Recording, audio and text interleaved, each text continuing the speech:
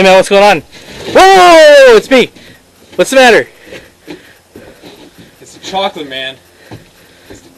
It's the chocolate. What the heck are you talking about? What chocolate? I gave some to my girlfriend. She just flipped out. What? You guys are in relationship problems or what? No, it's much worse than that. Something happened. There was reports about this chocolate that no one believed. We all thought this doctor was crazy. But what happened? I just don't know, man. I prepared. I made this training video just for the other players, so they know exactly what to do when all this goes down. And trust me, this will go down.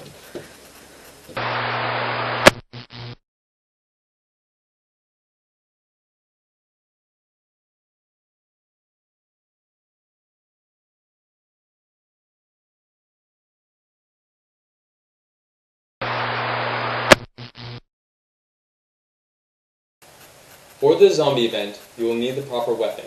You have a few choices to choose from, such as the pistol and the shotgun. The pistol, you are allowed 2 magazines. However, if you dual wield with the pistols, then you're only allowed 1 magazine per pistol. If you use a shotgun, you're only allowed 2 shells for the shotgun. Also, if your shotgun does not shoot shells and shoots with a magazine, then you're only allowed 2 magazines for the shotgun. Exceptions from the pistol and shotgun are the MAC-11, the MP7, the MP9, and the foldable pocket gun. With these guns, you are only allowed 1 magazine for the gun, no other magazines will be allowed, and the gun must shoot 50 rounds or 2 magazines. This includes for the pistol and shotgun. Also, no full auto will be allowed, only semi-auto. Besides these weapons, you are not allowed to use any AEGs or sniper rifles for this event. As for a melee weapon, you must have a weapon that has at least 1 inch thick foam around it and be bendable. A perfect example of this would be a Nerf sword. A Nerf sword is about $15 at Target or any other store that sells these. And besides this, there's not many other options besides making your own. Now, if you make your own fashion melee weapon, you must take in consideration the following things. A baseball bat covered with a bunch of pillows does not account for a melee weapon. If you are questioning whether your melee weapon will be allowed or not, take this simple idea. If you take your melee weapon, give it to a total stranger, and tell them that they will be allowed to whack you with it, and you are saying to yourself right now, I'm crazy for saying that, or you would never do that in a million years, then you probably don't want to bring that weapon, because it won't be allowed to the event, and you'll be down a melee weapon. So, good advice, go out and get yourself a Nerf sword, especially if you're going to be going to more of these zombie events in the future, because they host these events once every 2 months. So, that's your melee weapon choices.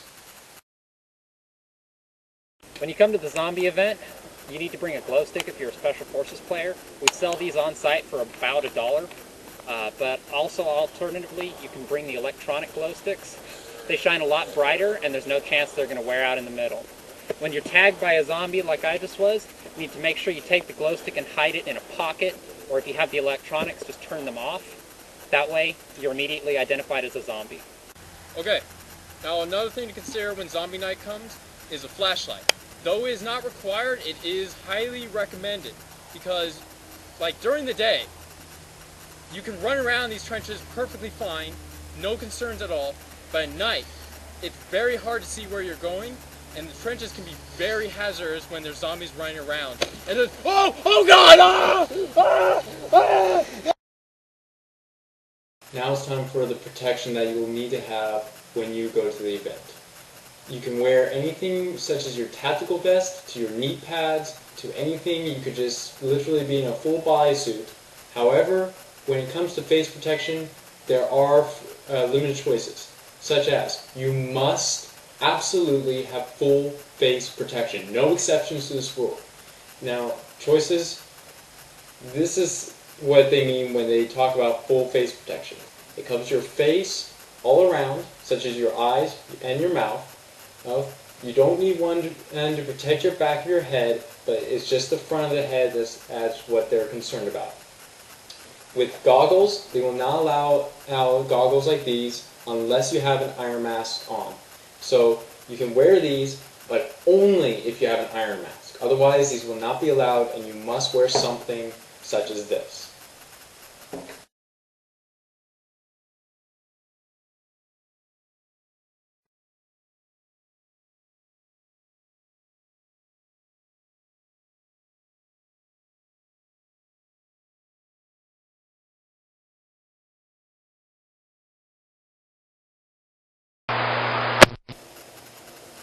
Once you have killed a zombie, you cannot shoot or strike him again, and you cannot hang around after he's dead. You must move away from him and continue on with the mission. So basically this means there is no camping a zombie. Yeah. Get up! Get up! Come on! Come on! Come on! Come on, zombie! Come on!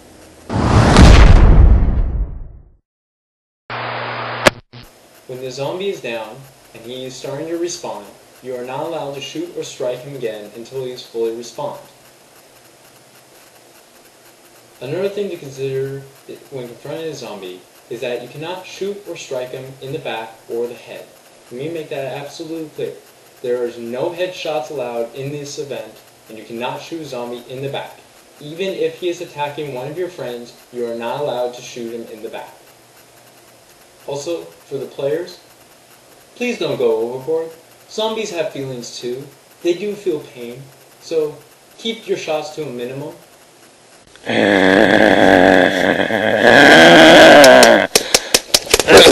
Wrong way.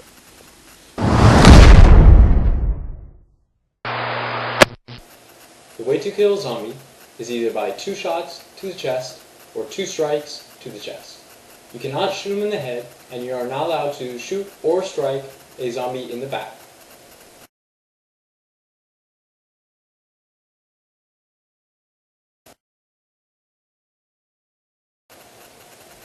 Once you become a zombie, you must turn your flashlight off, turn your radio off, holster your weapons, and you must hide your glow stick.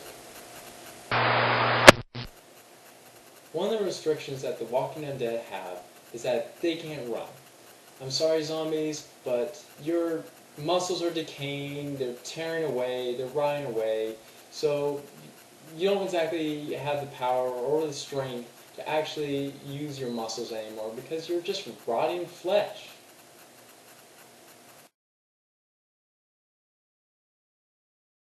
For zombies, you can walk, you can lunge, you can sprint, but you can absolutely, positively not tackle the player. Ah!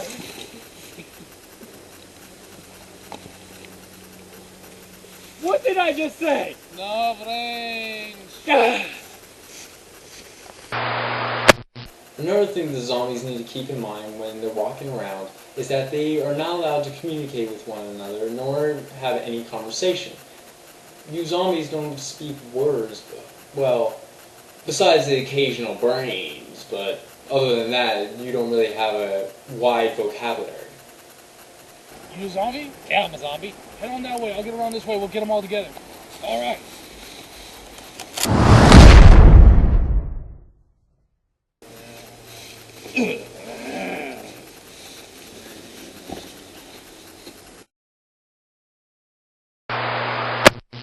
Also zombies, because your brain is rotting away or you have no brains at all, you can't really work as a team with other zombies. You just don't know the meaning of teamwork. So you're allowed to wander around together, but you're just not able to coordinate one another.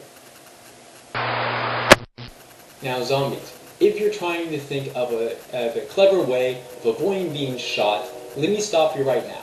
For you cannot walk backwards to a player to prevent from being shot or struck at. Okay? This is called cheating, and you will be pulled from the game if somebody sees you doing this. So avoid walking backwards to a player, which should be pretty easy for you zombies considering that what you see is what you run to. So for you zombies, forward motion is really all you know. Finally, the last thing that a zombie needs to keep in mind when he becomes a zombie is just to play the part. This is an event where people come for a zombie apocalypse. Nothing ruins the event more if zombies don't play a zombie. So don't walk around the trenches or the fields talking on your cell phone or having a pleasant conversation with other players. Mostly, a zombie acts the way a zombie acts. They moan, they grunt, they occasionally say the brains of hunger and needing of sustenance, but other than that, you guys really don't know anything else to say, or do, for that matter, besides eat brains and attack people. Yeah. Now zombies, you do have a last-ditch effort. As you are dying, you are allowed to reach out, and if you do touch a player, he will become infected. However, if you are dead, you cannot reach out your arms all over the place and try to reach for the player. You're dead. You can't do that anything. Now, as you're respawning, you can't do anything either. You must respawn, stand up, then walk about 10 feet away from the target, or you may stand up and continue with your mission. But if you do feel like you're in the way, or you're going to get shot immediately as soon as you respawn, you may respawn and walk 10 feet away from the target. That is issued as a no threat to other players. Ready? Go. The zombie. How do you say?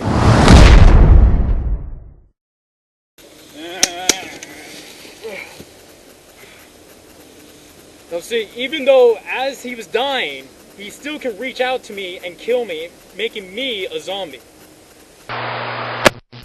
Now, for all you survivors out there, keep in mind that these zombies can come back from the dead. Their infection has become so strong that unfortunately about 15 seconds after you have killed them, they will come back to life. However, if you strike them with a melee weapon, they will come back 20 seconds. So you got 5 seconds to actually run. So, yeah.